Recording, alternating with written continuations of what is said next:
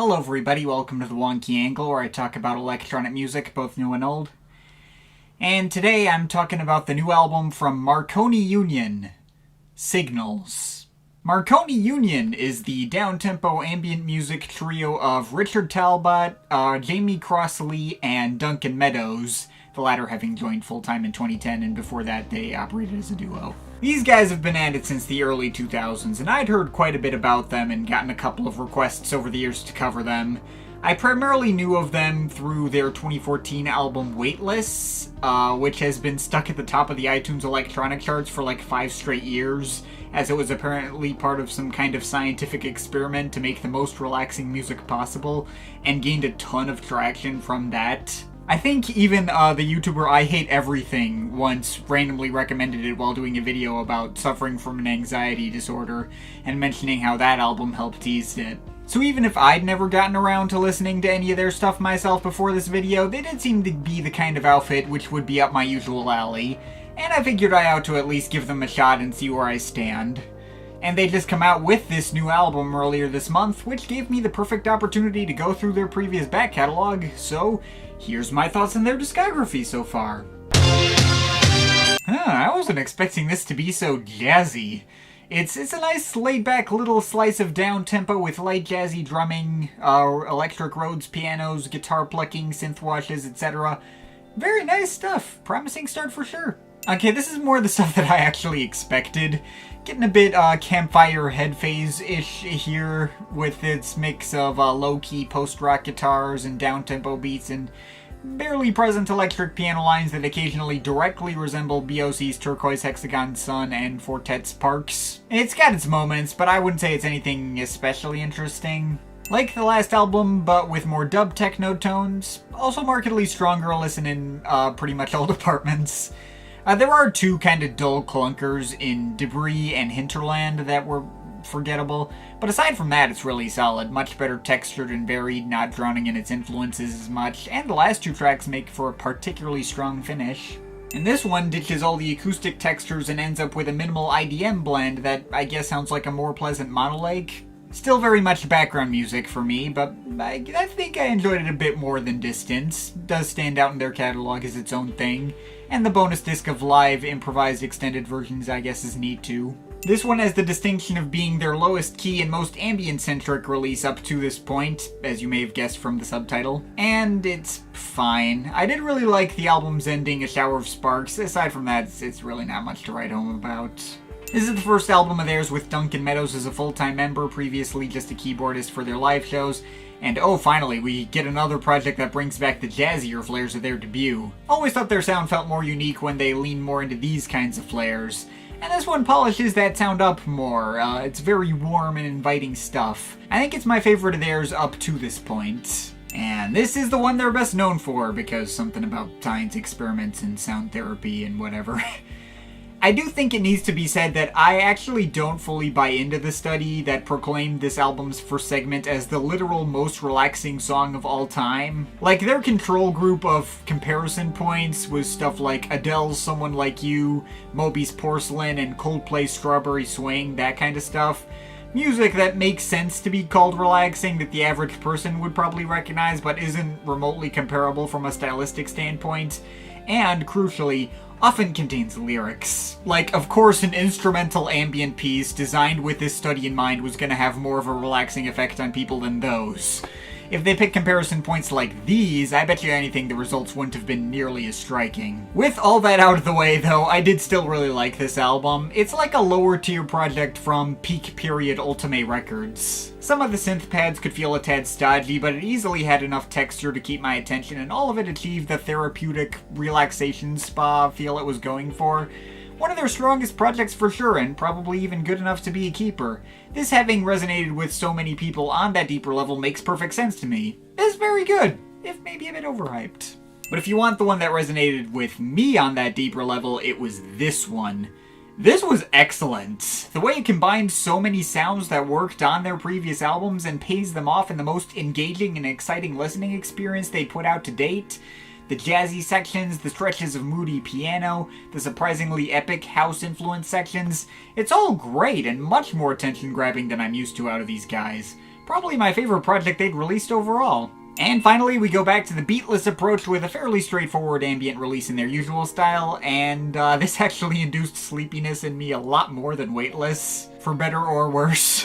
I mean, it does its job well as always. It's fairly emotionally resonant. The track Fractured is a notable high point, but much like a lot of their earlier albums, it mostly just became background music for me. It didn't leave as strong an impression as I'd hoped. Still good, just not sure if it's one of my big favorites from them. Which brings us to here. So, yeah, I guess Marconi Union are pretty good. I'm not gonna act like they've become like one of my new favorite downtempo outfits through this little marathon.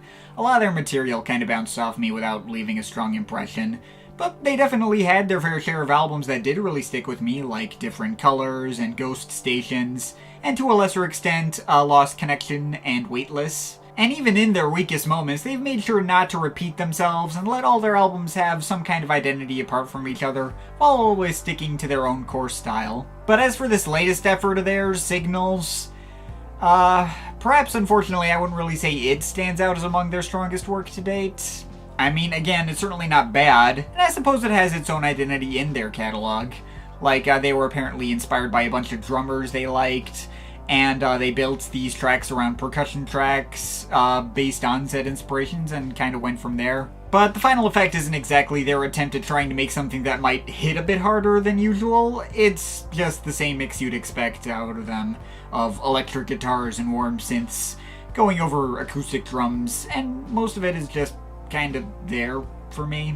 Not to say there aren't still moments that did work for me, though. There's like a 3-track stretch in the middle that I thought was particularly nice. The Halo stuck out to me with its thicker bass synths and slightly more thumping groove that pay off into these really neat cascades of like descending electric piano notes at around the 2.5-minute mark. While some of the rest of the track kind of meanders on, that one moment just consistently grabs my attention as me like, ooh, that was really nice. Blowback was a major grower with repeat listens, featuring some slower and more plodding Pink Floyd-ish drum patterns going over these darker and stormier synth patterns and synth voice pads. But the element of this track that really turns it into the major highlight is those cellos that get introduced in a few points. Really give the track even more of a sense of dramatic heft. That was really good. But I think that would be my second favorite cut here, and my favorite probably has to be the one that immediately follows it, Strata. The percussion track on this one has more momentum and bite than any of these other tracks, and the way they build next to the minimal Boards of Canada synth lines and guitars, and eventually some moody pianos that really throw it over the top for me, it's consistently investing much in the same way the material on their Ghost Stations album was. But beyond those 3 tracks, the rest of this album didn't really stick with me much. Cycles Repeat is a decent opener that I liked less and less every time I listened to it. It was probably the one moment on here where their formula of building from the drums up was the most obvious, and unfortunately the drum beat here just isn't that interesting an element to really hook me in. It's just a perfectly average mid-tempo beat, I guess. And then these alright rubbery bass lines are introduced, and then the lead guitars come in, and suddenly the entire thing turns into a B-side from Tycho's Awake. Heck, while I'm at it, most of this album's second half gives me pretty similar vibes to Tycho's Awake, albeit a more melancholy and synth-centric variation on that sound. A Citizen's Dream is an alright atmospheric cut with some nice post-rock build-up that disappears from my head immediately after it's done. Breaking Point just seems to meander on aimlessly for 8 minutes, and its thicker grooves, while mildly satisfying, aren't especially distinguishable from anything else here. Even if it occasionally has some neat, icy synth textures, bubbly acid-like progressions in one little section with some nice, barely present dark pianos, the track just kinda lacks a stronger identity to set itself apart from anything else on here. And the closer, Looking Through the Ilex. Well, I go back and forth with that one. On one hand, some of those descending electric guitar patterns, feel a bit too generic post-rock-ish for my liking. But the slower beats and ambient washes are among the prettiest and most satisfying in the bunch, and do give this track the emotional weight needed for an album closer like this. It's a solid finish, but I am often left wanting to get into it even more than I already do. And that's kind of the way I feel about this whole album. As many moments on here that do really work for me, it kinda mostly just reconfirms a lot of my biggest gripes with Marconi Union's music over the years. Most notably that a decent chunk of their material just doesn't really rise beyond being background music. I mean, it's good background music. It does just as well at conveying a mood as you can generally expect out of them. And as always, it does at least have a few moments that do really stand out to me as even more effective and evocative. But my favorite albums from these guys were that level of investing from start to finish. And this one just didn't pull it off all the way through. It's a lot closer to the level of an old project of theirs like Distance, with a few individual moments that do stick with me and put me in a better mood, and the rest blending in with the standouts and not executing their formula in as interesting or investing a way, and again falling into the background. If you like these guys' style, it'll do well for you. It'll probably make for good studying music or something like that, but if you want something that really goes above and beyond, this ain't it. It's just a perfectly average Marconi Union album, and I'm overall feeling a 6.5 out of 10 on it. But of course, this is just my opinion. You can feel free to disagree with it, but I'd like to hear your thoughts, so leave the comments in the comment thing down there. Shout out to my Patreon supporters, they're awesome people. If you want to add yourself to that list, the link to my Patreon is in the description. But yeah, that's pretty much it. That's all for today. See you next time.